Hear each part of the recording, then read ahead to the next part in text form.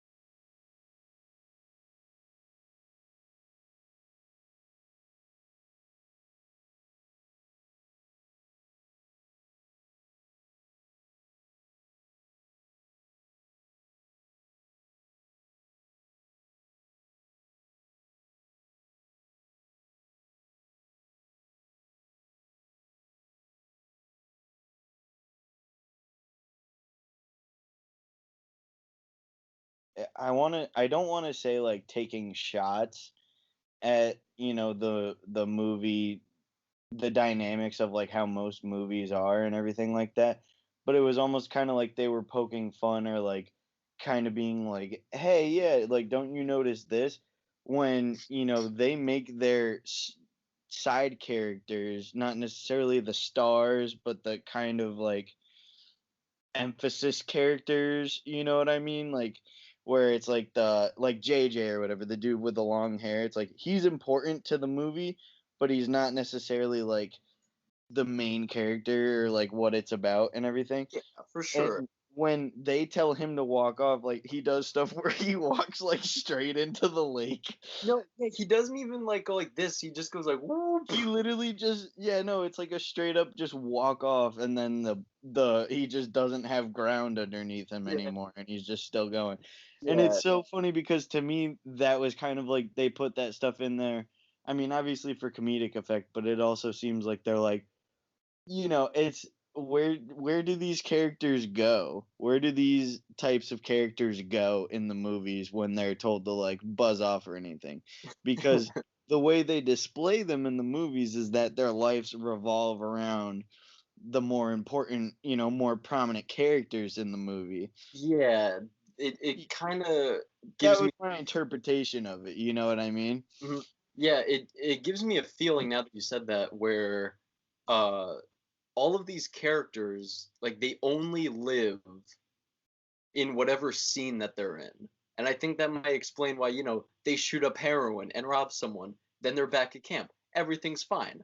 So it's like they just exist within these moments and then they just kind of are whatever they have to be for this next one. Um the it's a great ensemble cast even though they don't all interact with each other. Um they do a good amount of crossing over, and I think the supporting characters definitely keep the theme and the tones going, or tone more so. Um, where we mentioned him just walking off, and it's like really really funny. But it'd Mm, be kind of weird if there was one character that wasn't really in on it in a sense, yeah. or I guess. I guess Coop is really like the straight man if there was one in this kind of thing. But Mhm. even he, has his crazy moments.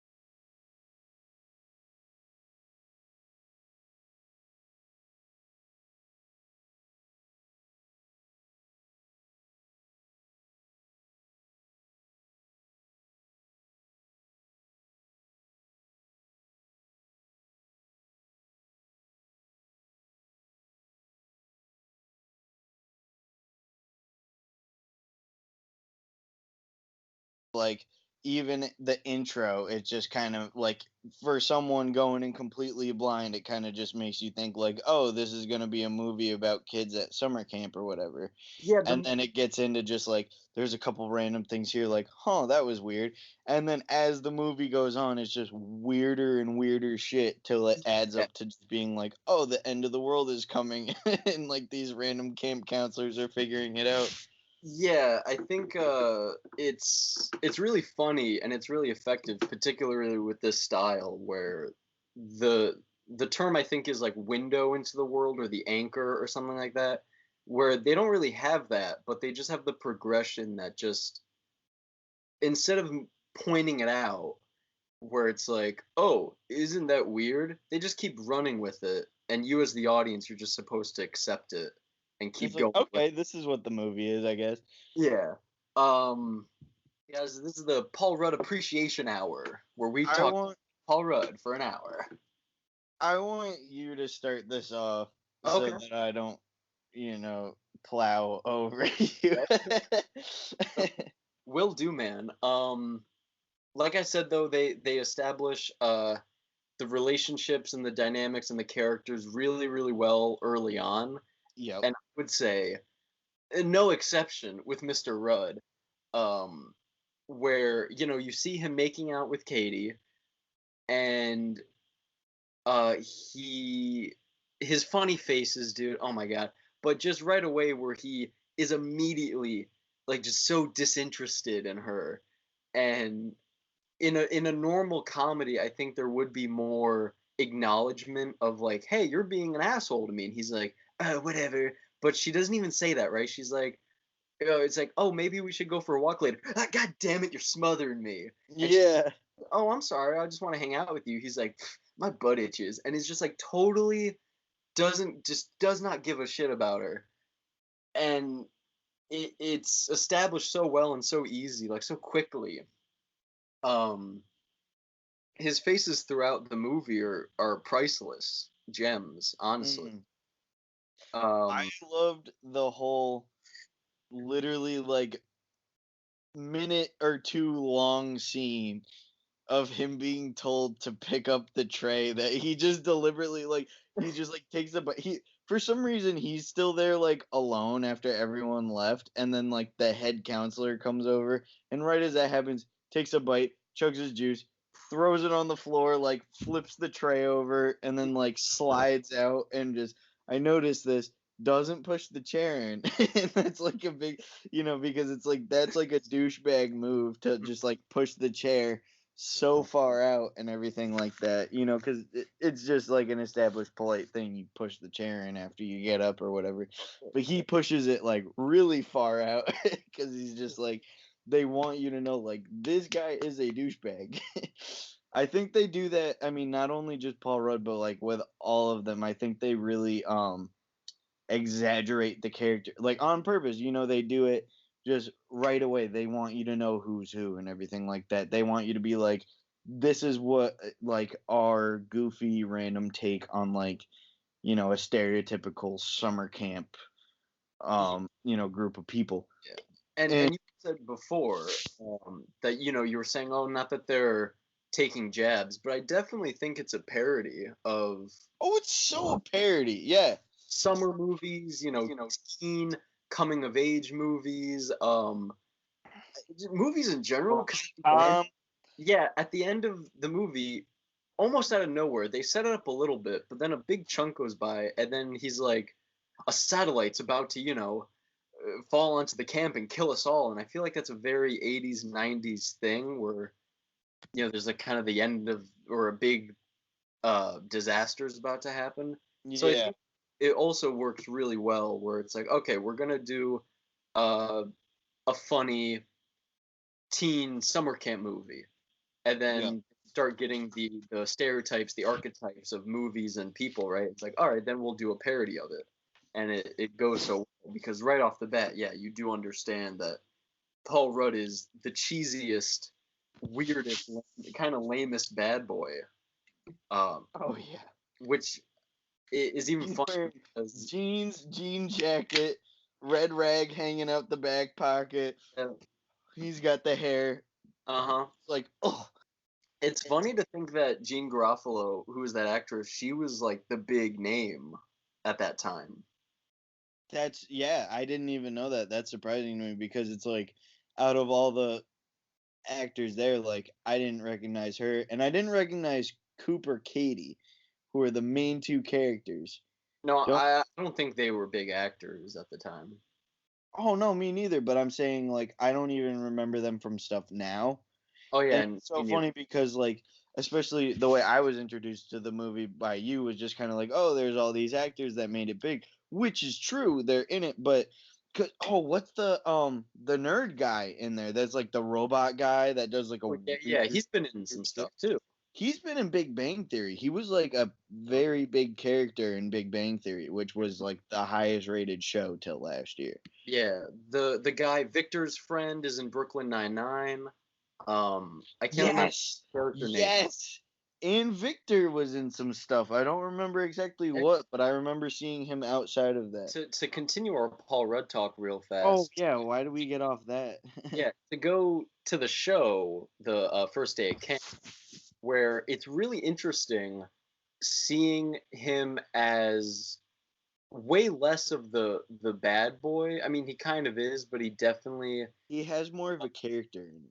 yeah, He has more stuff to say. He's like more important in the show than the yeah, movie. but he was also kind of dorkier, where he's trying to win over Katie, and it's funny seeing him in that point to then the end of camp, where he just doesn't give a shit about her. But in the first couple of episodes, he's like really pining after her and trying to impress her with like the push-ups and all this.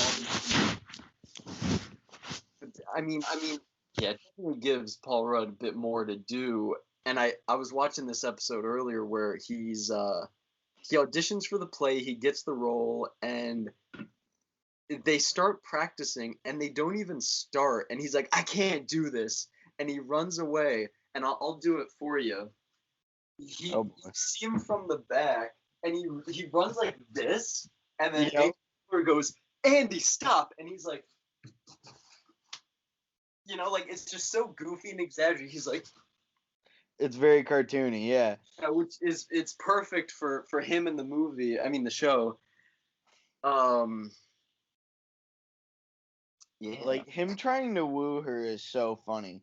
He does those push-ups where he has his legs spread. Yeah, And they're all like watching him with the binoculars. They're like, "How does he stay so perpendicular?" and all this stuff like that. And the one time, the thing that made me laugh so fucking hard because Paul Rudd just in all his movies has a thing where he just does shit with his face, and it's just like he doesn't even have to do well outside of that, but the facial expressions just like sell me. They're like literally that's what make me like yes, exactly. I see those facial expressions. I'm like, he is perfect for this role, and it's like maybe he's really not. I just see that and I like it so much that I'm like, he can't do anything to mess this up. He can say any sort of thing I don't like. He can be a terrible actor. Like the fact that this was a thing that just happened, like I'm sold. Because he did the whole thing where he's like nudges JJ in the show. He nudges JJ and he's like about to talk to Katie. He's like, "Hey, check this out." And he's like, "Katie." And she's like, "Yeah." And he goes, "What are you doing?" Or, "What are you doing later?" And she's like, "I don't know, nothing." And he's like, "Cool." And she's like, "All right, that was weird." And like goes back to our conversation and then he just goes like I shouldn't even try because like I can't do his facial expressions justice. He's the god.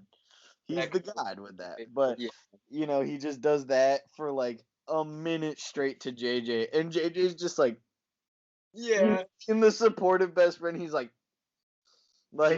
as he's doing that whole thing, and then he's just like, she totally wants me.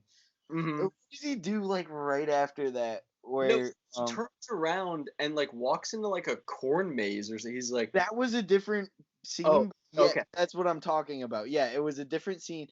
He like rubs her back or whatever, and then like talks shit about her boyfriend, and then he's just like, "You'll come around," and then he's just like, "You will," and then it's just like, "Da da da da da, you will."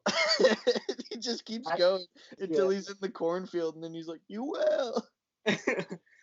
To go back to the movie though, the very subtle, funny lines that really like they shouldn't be funny because it's just a line, but they are. Where he says when Elizabeth Banks goes to him at the lake before the kid's drowning, and she's like, "Oh, what are you writing on?"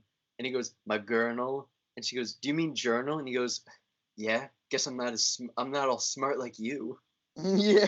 Yeah, especially with like you're saying, just something that's just an exaggeration. They do the exaggerations really well, like when they go into town and they start smoking a cigarette, but then they start drinking beer, then they rob someone, then they do heroin and stuff. A great And one, Amy Poehler's trying to suck the dude's dick because she's yeah. like in a fake relationship with Bradley Cooper, who's playing like a closeted homosexual. Yeah. What I was going to say, James, before you rudely interrupted me, was Oh, a good joke like the small exaggerations is the gum thing. Whenever that girl shows up and like, "Do you have gum?" Oh yeah. And then he gives one to her, and that happens like twice, and it's just so silly because it's like it's this so weird funny because that actually used to be the thing. Like when you were about to make out with someone. feel. Eric, have you ever been to summer camp? No, actually, That is an actual thing.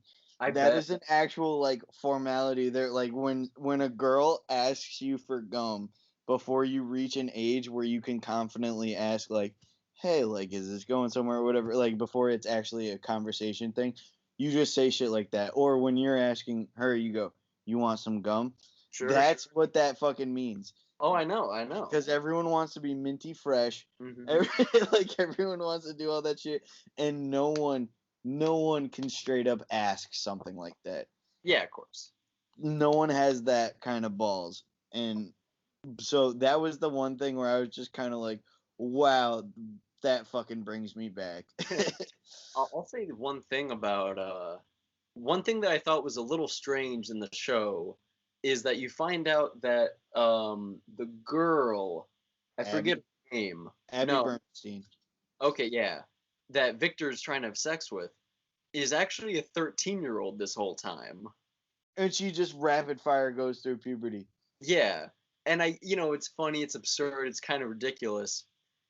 But I remember thinking, like, well, I kind of thought it made more sense if she was their age. I like to talk about the in the show just how actually how really well done McKinley and Bradley Cooper's relationship is starting out. And it's like, yeah, it's an easy one to sort of play for jokes, and they definitely do have some jokes where they're in the zoot suit and they're just like they're almost attached at the hip, and there's like I zoot. didn't get to that part in my rewatch. I'm saying in my rewatch, you literally just reminded me of that. I haven't seen that in years, Yeah, and that is so yeah. fucking funny. But there's Zoot suit, zoot suit. it's the kind of jokes on, though they're gay, they're doing the musical like a show tune. Fine. That's fine. It was really funny and I thought it was really well done. But there's that scene before when they first meet and he's saying that, McKinley's like, "Oh, I made the costume." And he goes, "Oh wow, like you're so creative. I had no idea." And he goes, "Really?" And he goes, "Oh, I just thought everyone knew I was creative." And it's like instead of saying gay, they're saying creative. I thought that was very, very clever because Yes. he goes to Bradley Cooper and he's like, "Oh well, you're creative too." And he goes, "I am." And he goes, "Oh yeah, I just thought you knew." And then he says something. He's like, "Even though you don't think you're creative, I think you're really talented." And My God. it's not necessarily subtle, but it was still very clever. I thought. I know we're kind of talking a little bit more about the show, but they kind of go hand in hand, right? But The same thing. that scene when Reagan is he's doing like the and just slapping the Oh shit. my God. I almost fell out of my chair, dude. I was dying I at that. totally had forgotten about that part. I forgot so much about the TV show. I only saw it once. Like, why is he so abusive? That's just so funny to me. So he said something about it's like he says handle it, and then he's like, you don't mean like kill the campers, or he goes, I said handle it, smacks him. Yeah. again, just starts wailing on him, and he still stands up this whole time, and he's like bleeding. Oh my god, it had me in a very good mood when I was watching that, and I think that's a great takeaway from this movie is that yes, it's very very funny as we're saying, but it has so much rewatchability because you'll pick up on some things, but it's still just enjoyable. It doesn't become a chore where you're like, oh, let me just really study this so I get all the jokes. It's just so much fun to watch. We even had it in Friday Night, that video we made way back, where we try to make a party, but it doesn't work. So we're just eating nachos watching Wet Hot American Summer. Do you remember that? Oh, I remember the video. I don't remember that we watched that. Because I was thinking of Flapjack, that show. Oh, okay. No, We did a video where you watched Flapjack in it. maybe. I remember for a school project we had chowder in it. But that wasn't like public on YouTube. That was just a separate thing. Yo, Eric, low-key, dude, if you don't agree with me right now, I'm gonna be really sad. Okay. So just tell me you watched Flapjack. Well, I do watch Flapjack. I don't remember. Just tell me you did it for the video, though. James, we put Flapjack in a video. You're right. Dude, I know. That was like I remember that. That was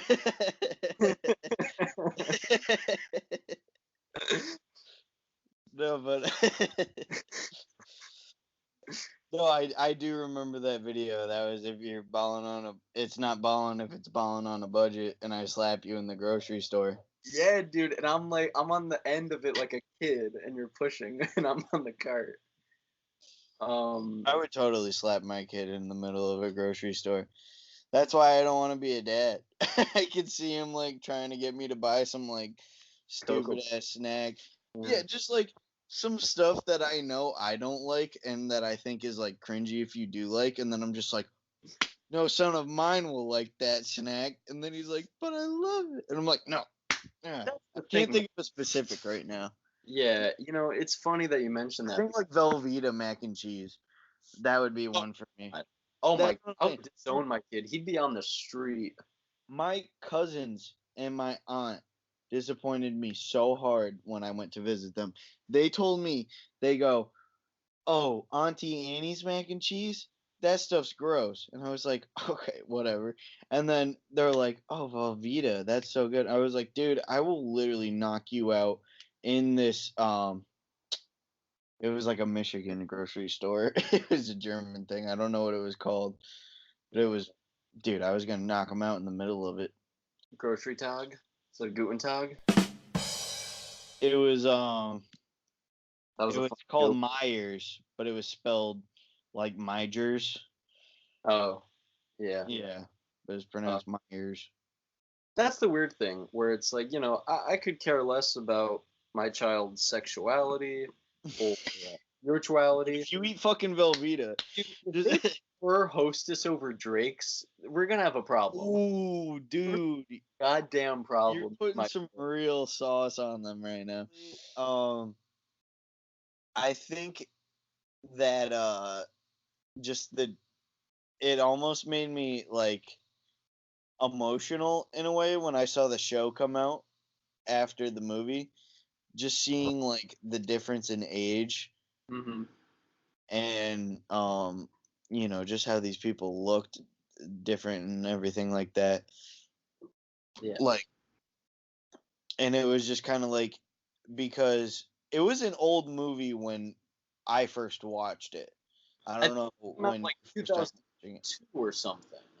I think it was an old movie. Yeah. It is an old movie, and so when you're watching it and stuff, but it just became like so relevant in the now for me when I watched it, because I was showing it to people. It was what we were all talking about, and it also seemed like at the height of us like not too long after us watching it, and like that being our whole like joke base for a little while, like we'd always reference that at least once a day, something like that. and watch They Came Together and everything. Oh yeah. Very, very soon after the show came out. It was like it was on our schedule. That's what I want to say. Okay. It was almost like it was on our schedule. It was like, okay, yeah, now this whole group of people is like into the movie. Let's put out a fucking TV show. I Right. understand it wasn't that way. I'm not at all trying to say that it was. Yeah. Look, guys, in closing, if you haven't gotten the memo, your soft, curveless brains over there, we really love this movie, Mm-hmm. and highly recommend if anyone hasn't seen it yet, please watch it. And the shows if you have the time. They're great comedy. They're great. They're just great stories, really. And yeah, just watch them, please. They're amazing. It's a fucking great movie. Especially like, I mean, not like if you've ever been to summer camp and want to see like a funny parody on what that was like, because obviously it's not the same experience they had, but they'll see some similarities and be like, "Oh my god," and have like a throwback kind of scenario.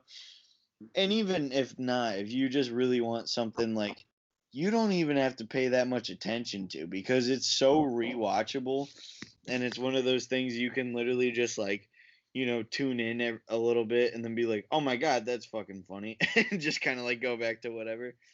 It's really, I would say, comically dense, if I can coin a phrase here, where within one scene there's several jokes, either with dialogue, with movement, how like with a face or how they move their bodies. You'll Just get something that little, happened. yeah, an edit. Each Sound effect. exactly, like each scene has a lot of jokes and different kinds of jokes in it. Where that's all I gotta say. Yeah. I mean, the whole fucking, we did mention the whole where they go into town and they smoke a cigarette and they rob people and do heroin and all that stuff. But what we didn't mention is when they come back from that, Oh and yeah, they're, it's all how been was just your time into town? And he goes, it's always nice to get away from camp, even if it's just an hour. After they did this whole montage of all this shit about them buying coke, about them smoking cigarettes, about them like robbing an old lady, all this other stuff, and it was like, yeah, it's nice, even for an hour and everything like that. And it's just like they got that fucked up and fully recovered in an hour. And then after that, he like talks to the girl he's interested in or whatever, and he's like, "Hey guys, wait up!" And they're all in a line, just standing, pressing their heads against a barn. And then he runs over and puts his head against the barn because he's like, "Guys, like, don't leave me out. I want to just stand with my head against a barn." Yeah, well, that's a great example of, you have this funny montage, and then it sort of really just ends where it could have just ended where they go back to camp, they don't acknowledge it, but the fact that they do acknowledge it, it sort of ends that sequence with one more joke where you're like, what the like this was an hour? What the fuck? Yeah, yes. And that's a great example. I think we should end it on that of just how wonderful and delightful this movie is. So, thank you for watching, and make sure to hit the like button, share with your friends, and that kind of stuff, guys. It's really going to help spread the word of the show out. And just thanks again for watching, guys. Give us suggestions too. I mean, I would always love new movies to watch. I have a coworker that's been telling me a bunch of movies I should watch. He always goes, write this down and watch this movie when he's explaining to a customer about some movie he watched or whatever. Yeah. So maybe we should touch on a couple of those to make him happy. But but I mean, yeah, just definitely give us suggestions. Let us know what kind of movies you're into, what you would want to hear opinions on, what you want to hear taken apart. Because, that's what we're here for, guys. To talk about movies. Yeah, we're here to really take it apart to say things maybe you wouldn't notice. In fact, if you have a comment about Wet Hot American Summer that we didn't touch on that you wanted us to talk about, like, let us know, because as I said, this is a movie that is repeatedly unpackable. You watch it and you find something new every time. So maybe you comment something we didn't notice when we watched it. the multiple times we've watched this movie. Yeah. And I'd always love to find something new about this movie because it's definitely one of my favorites. Just in terms of experiences, I watched it with some of my favorite people. Yeah, I mean, I meant Connor, but no, I'm kidding. But just had some really good times with stuff involved around this movie. So, just let us know what you guys think if you end up watching it. Yeah. And we'll see you guys next week with a brand new episode. Don't know what it's about, but it'll be about something fun, that's for sure. Yeah. Trying to salute you. You got to back.